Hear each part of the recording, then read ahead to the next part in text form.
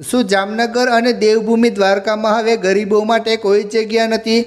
જે નેતાઓના નામ પર આખો સમાજ ગર્વ કરતો હતો, શું આજે એ જ નેતાઓ બિલ્ડરોના ઇશારે ગરીબોના ઘર તોડી રહ્યા છે?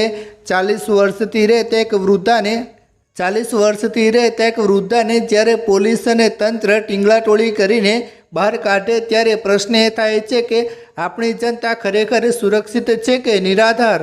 નમસ્કાર મિત્રો, આજે આપણે વાત કરી રહ્યા છીએ જામનગરના જડેશ્વર વિસ્તારની એક હૃદયદ્વારક ઘટના વિશે।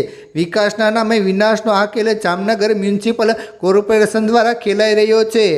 એક બાજુ જામનગરના મહારથી નેતાઓ જેઓ હંમેશા સમાજ અને સેવાના નામે મત માંગે છે, અને બીજી બાજુ એ જ સમાજની એક લાચાર વૃદ્ધા નંદુબેન જેમના ઘર પર આજે તંત્ર ત્રાટક્યું હતું। શું આ ખરેખર અતિક્રમણ હટાવવાની ઝુંબેશ છે કે પછી કોઈ મોટા ગજાના બિલ્ડરને ફાયદો કરાવવાની રમત? ઘટનાની વિગત અને પીડિતની વેદના। મિત્રો, આ વિસ્તાર જડેશ્વરનો છે। અહીં નંદુબેને છેલ્લા 40 વર્ષથી રહે છે। તેમણે શાંતિલાલ નામના વ્યક્તિ પાસેથી આ પ્લોટ ખરીદ્યો હતો।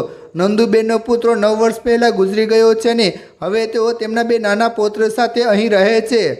તેમને કોઈપણ જાતની પૂર્વ નોટિસ આપ્યા વગર અચાનક આવીને ઘર ખાલી કરવાની ધમકી આપવામાં આવી। પ્રશ્ન એ છે કે 40 વર્ષ સુધી તંત્ર ક્યાં ઊંઘતું હતું?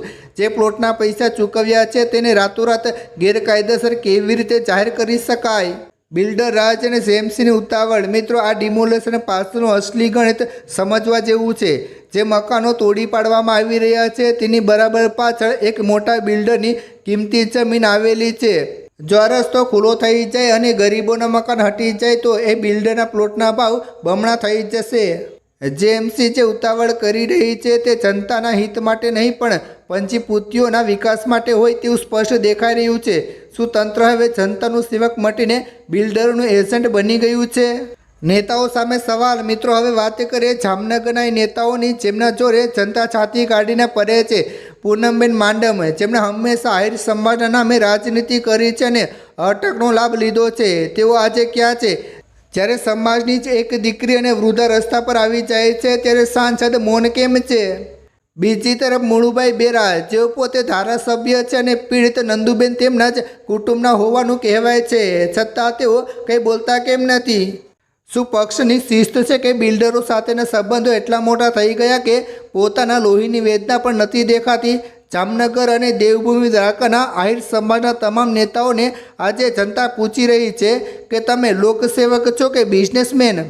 મિત્રો, આ માત્ર ઘરની વાત નથી, આ એક માનસિકતાની વાત છે। ગરીબોના મકાન તોડવા માટે જે બુલડોઝર ગરજે છે તે બુલડોઝર ક્યારેય મોટા બિલ્ડરોના ગેરકાયદેસર બાંધકામ સુધી પહોંચતા કેમ નથી?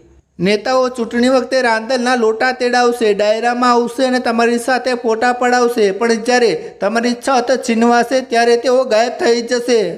જો આજે આપણે નંદુબેન માટે અવાજ નહીં ઉઠાવીએ તો કાલે વારો આપણો પણ હોઈ શકે છે। જાગો અને તમારા નેતાઓને